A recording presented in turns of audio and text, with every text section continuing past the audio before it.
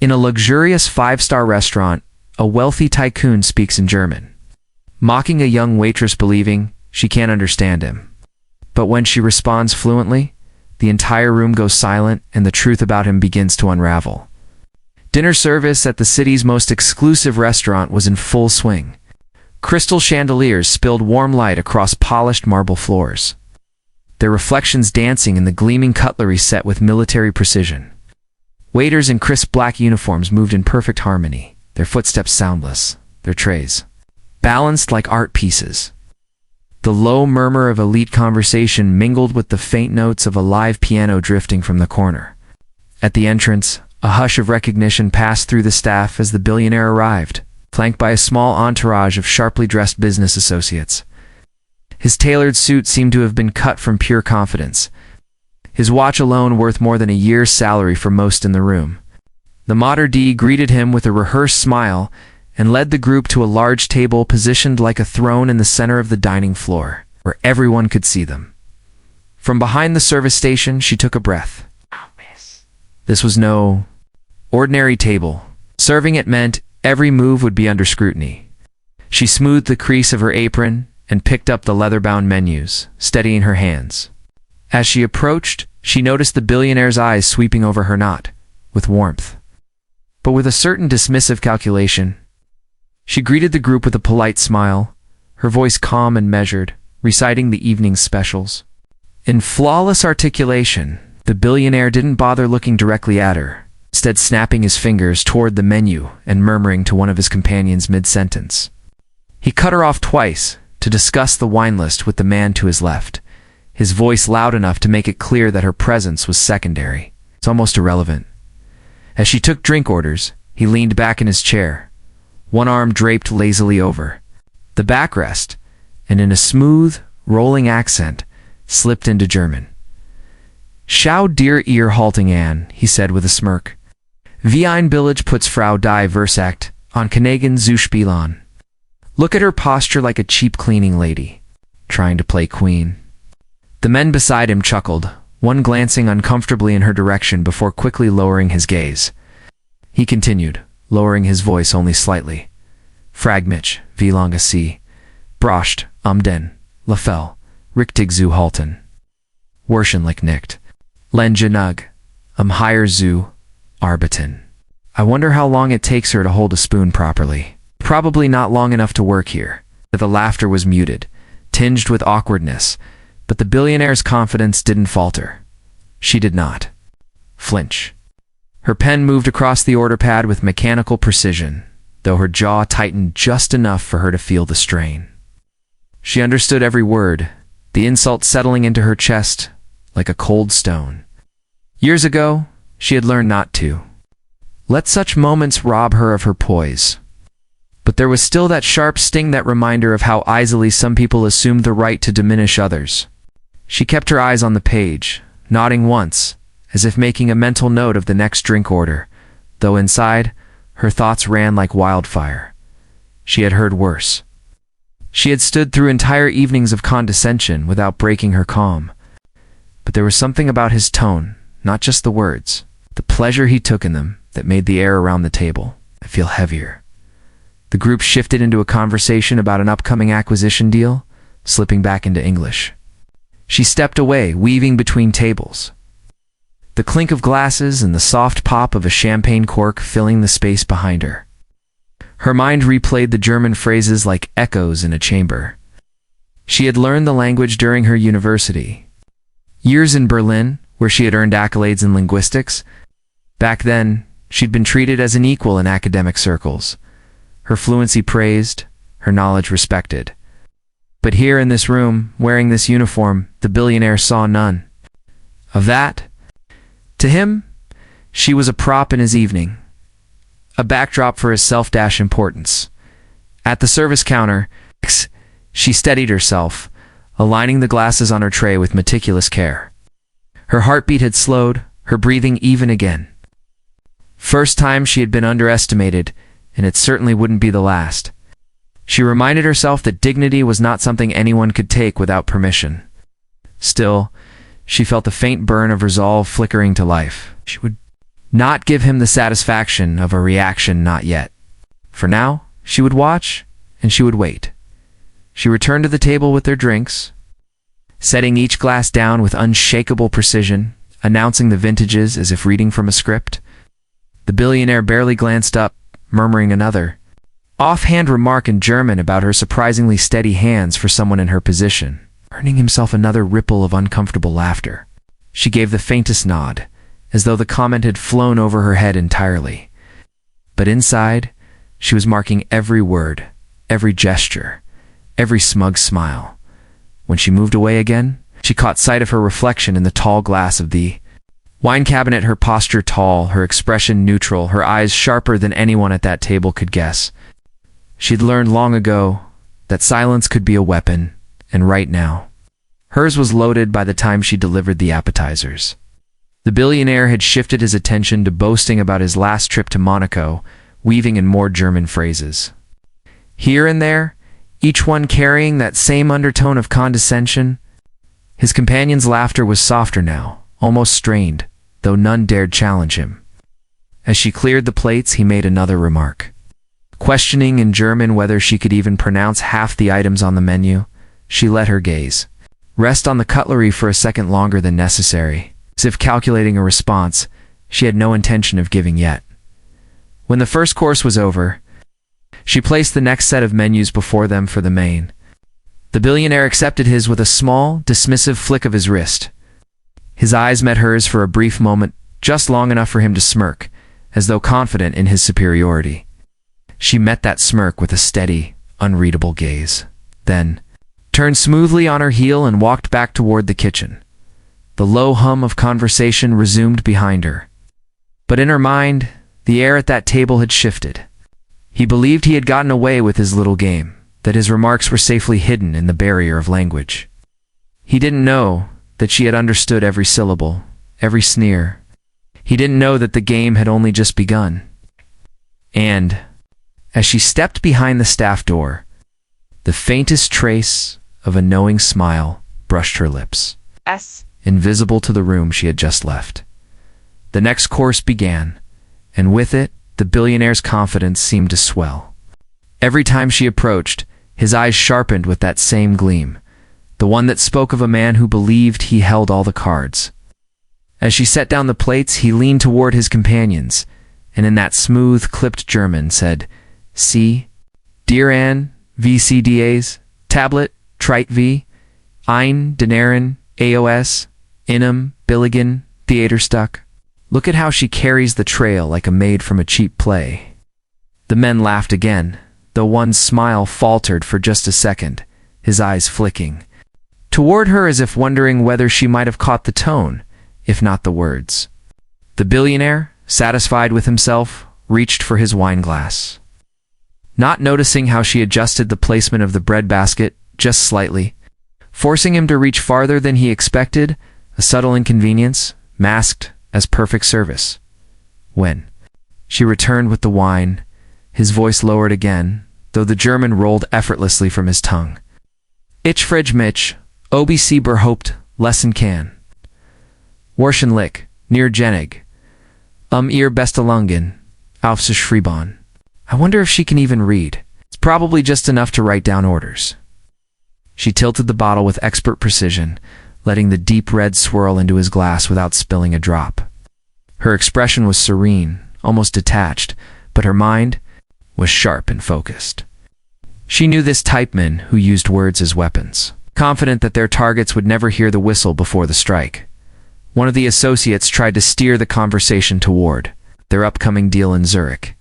Perhaps sensing that the billionaire's jokes were landing badly, even among his friends, but the billionaire brought it back around, tossing another German remark about how people like her would be more suited to cleaning the floors than serving fine food. She set down the final glass, allowing just the faintest pause before stepping away. Not enough to be called insolence, but enough for the audience at nearby tables who had begun to notice the strange, one-sided tension to feel the air shift as she moved through the dining room, the scent of truffle and roasted duck in the air. Her mind drifted for a moment to another life, another place. A lecture hall in Berlin, sunlight streaming through tall windows. She had been the only one in the room fluent in 4 languages, and the professor had singled her out to recite a passage in flawless German. She remembered the nods of approval, the way students had leaned forward to listen. Later, there had been years working abroad, learning not just words but culture, nuance, rhythm.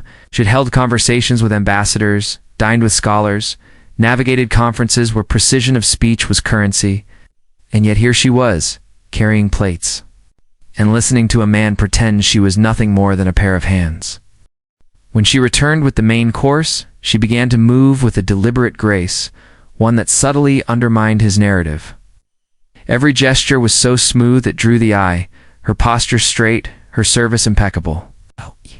Her seemed clumsy or unfit in his whispered German.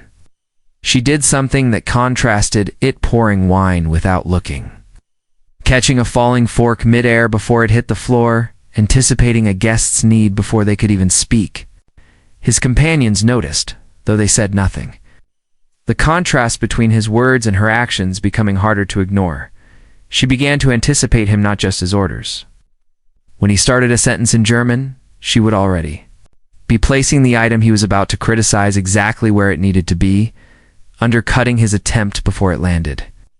He remarked on her slow pace, and she returned within seconds of the next request.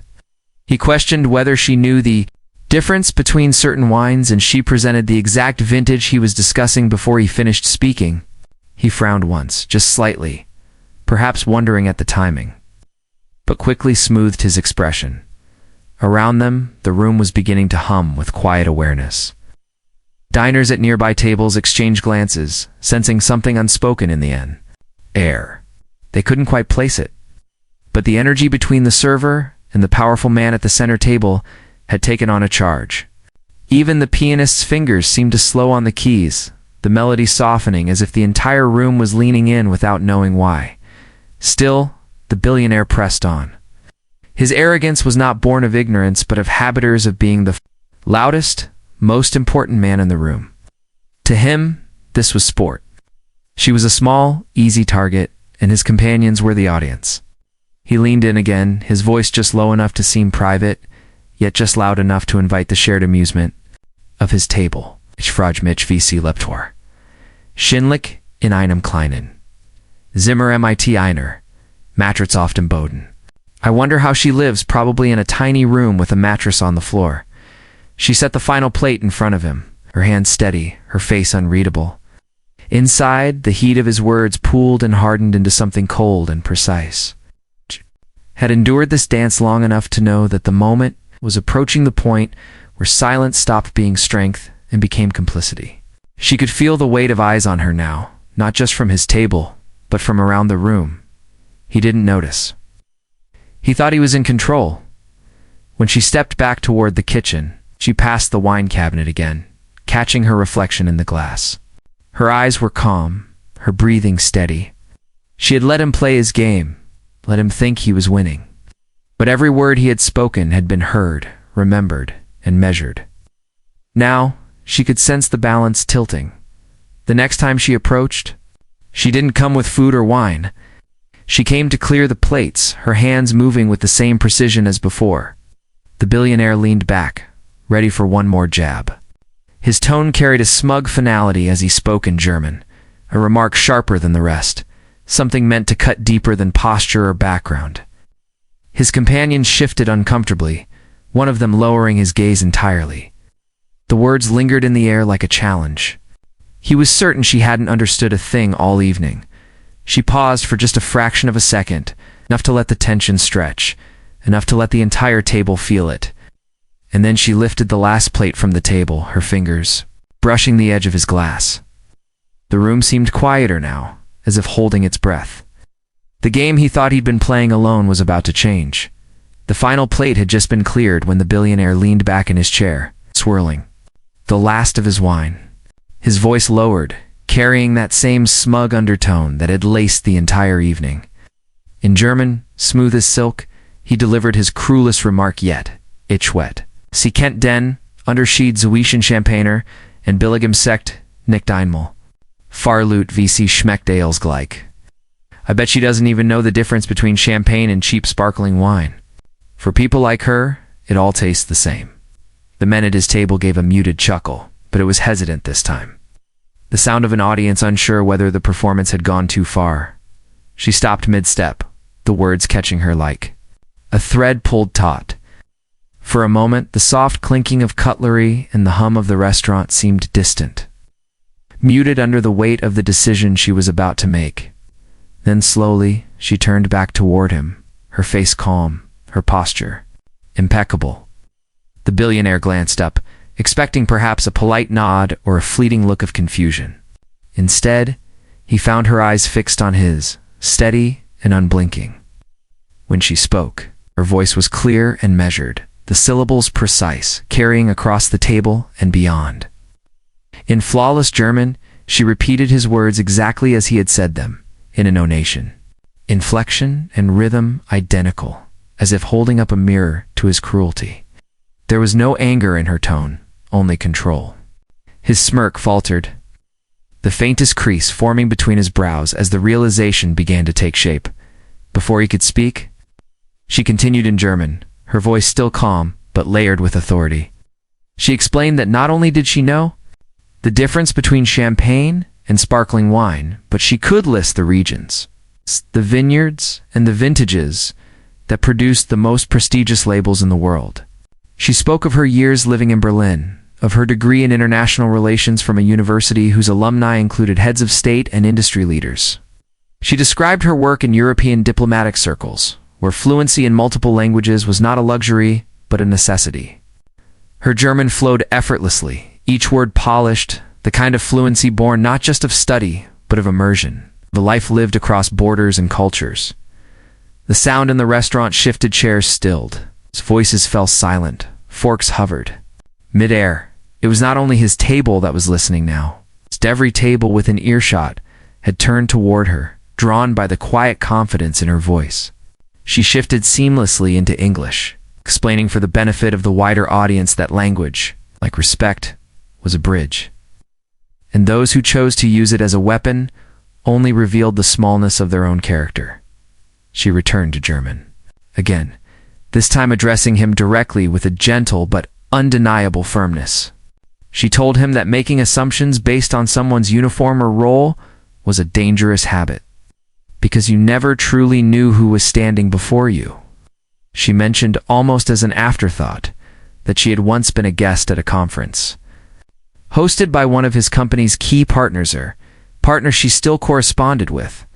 Her words were not a threat, merely a fact, yet the weight of it hung between them like a stone dropped in still water.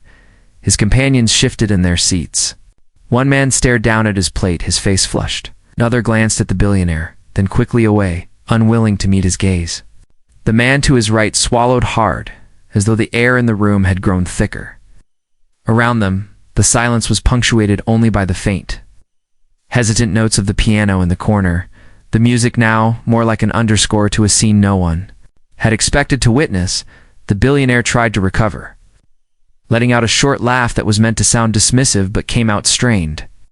"Ah, well, I suppose I should be more careful what I say," he remarked in English, attempting to mask the discomfort curling at the edges of his composure. But the balance had shifted. His laugh did not land. No one joined in. A power he had wielded so casually all evening had slipped from his grasp, replaced by an unspoken awareness that the room was no longer on his side. She didn't gloat. She didn't need to. She simply inclined her head, her expression serene, and stepped back from the table. The moment lingered, a quiet humiliation that needed no further embellishment. Around the restaurant, diners exchanged glances that carried a shared understanding. It wasn't just that she had revealed she understood him, it was the way she had done it. Without stepping outside the bounds of grace, the billionaire reached for his glass, but his hand trembled just enough to make the wine ripple. He looked at his companions, searching for someone to restore the old dynamic. But they were already retreating into their own silences, unwilling to share the burden of his embarrassment. The conversation faltered, and for the first time that evening, he had nothing to say. As she moved away from the table, the piano's melody swelled just slightly, as if the player, too, had been waiting for a resolution. The moment had passed, but its echo remained, woven into the quiet rustle of the room. She returned to the service station, her hands steady as she placed the cleared plates onto the counter. She felt no need to glance back. She knew the shift had taken root. The billionaire sat with his companions, but the energy had drained from the table. Where there had been boastful laughter, there was now the quiet clink of cutlery and the occasional cough. Across the room, a woman at another table lifted her glass toward the waitress in a subtle gesture of acknowledgement. And though no words were exchanged, the meaning was clear. Respect once lost could not be bought back with money or status. He might have believed this was his domain when he walked in the center table, the most visible seat in the most exclusive room. But tonight, the room had seen something else, that power could be taken away without force, with nothing more than the precision of truth spoken in the right moment. And the man who had begun the evening so certain of his superiority now sat quietly, the weight of eyes upon him no longer the master of the scene. The billionaire cleared his throat, his eyes flicking briefly toward the surrounding tables as if to gauge how much of the exchange had been overheard. "Well," he said with a stiff smile, "it seems we have a multilingual expert among us. Impressive. Very impressive." The compliment was meant to smooth over the moment, to reassert control by shifting the tone, but it landed flat. "Duh." Stiffness in his voice betrayed the effort, and the lack of enthusiasm from his table made the attempt feel hollow. One of his guests managed a polite nod in her direction, but the others were already disengaging, speaking quietly among themselves. When she returned to refill water glasses, they addressed her directly, asking about the menu in a tone of genuine curiosity. The billionaire sat back, watching the small shift with a faint tension in his jaw, realizing he was no longer the focal point. Across the restaurant, the moment had become something more than an isolated incident. Staff who had been moving in and out of the kitchen carried subtle whispers with them, recounting what had happened to colleagues. Diners leaned across, their tables murmuring to one another, eyes occasionally flicking toward the billionaire's table. Even a pair of journalists seated at the far side, initially here for a food review, were now quietly discussing the scene they'd just witnessed. In a place like this, stories traveled fast, and they had a way of leaving with the guests long. After the check was paid, the restaurant manager approached her discreetly near the service station, his voice low but warm. He thanked her for the way she had handled the situation, for maintaining professionalism in the face of deliberate provocation. He assured her that the staff stood behind her completely and that she had done nothing to warrant concern. She gave a small nod of appreciation, her composure still intact, and returned to her duties without fanfare. Back at the billionaire's table, the atmosphere had thinned to a strained politeness. The business meeting that had started with confident laughter and bold plans now felt fractured. One guest glanced at his watch and murmured about an urgent call he needed to take. Another mentioned an early morning flight. Within minutes, chairs shifted and the group began making their excuses, leaving the billionaire to finish his drink alone. His once relaxed posture had collapsed inward, shoulders slightly hunched, as though the invisible weight of the evening was pressing down on him. When he finally rose to leave, the air around him was different. He moved toward the exit without the same leisurely swagger he'd arrived with, his gaze avoiding contact with other diners. Outside, the night air was sharp, and the streetlights cast long shadows over the waiting cars. A pair of photographers, always stationed nearby in case of celebrity sightings, snapped a few pictures. Though they didn't yet know the full story, they could see the tension in his face, the stiffness in his movements. By the time those images appeared online, the whispers would already be circulating snippets of overheard German retellings. From staff descriptions of the moment she spoke up, the story would take on a life of its own, and soon it would no longer belong to him. Inside, she moved through the remainder of her shift with the same quiet efficiency as always. She took orders, delivered meals, refilled glasses, and thanked each table as if nothing unusual had occurred. Those who had witnessed the exchange gave her discreet smiles or nods, a silent acknowledgement of the dignity she had maintained. She didn't linger in these moments. She accepted them with grace and returned to her work. The evening wore on, and eventually the final guests departed, the hum of conversation fading until only the faint clatter of cleanup remained. When the last table was cleared and the chairs were stacked, she hung her apron on its hook and stepped out into the cool night. The city's lights shimmered against the dark sky, and the air carried the faint scent of rain. She walked without hurry, her steps steady on the cobblestone street. The incident with the billionaire was already drifting into the past, not because it lacked significance, but because it had resolved exactly as it needed to. She hadn't raised her voice, hadn't lost her composure, and yet she had shifted the balance of the evening entirely. Somewhere in the city, the man who had tried to belittle her was likely replaying the moment in his mind, perhaps wondering how a simple waitress had managed to take the upper hand without ever breaking the rules of civility. And somewhere else, the people who had been their diners, staff, maybe even his own companions were telling the story, passing it along like a quiet reminder that arrogance is not invincible. She reached the corner where the street opened into a wider boulevard, the glow from shop windows spilling onto the pavement. A gust of wind brushed against her face, cool and clean, and she allowed herself a small, private smile. Tonight had been about more than defending herself. It had been about drawing a line, about showing that respect is not a privilege granted by wealth or status, but a language everyone can choose to speak. And when someone refuses, sometimes the most powerful response is simply proving that you already know how. With that thought, she kept walking, her figure fading into the night's rhythm, confident, composed, and carrying with her the quiet satisfaction that the lesson had been delivered and understood by everyone who had been in that room.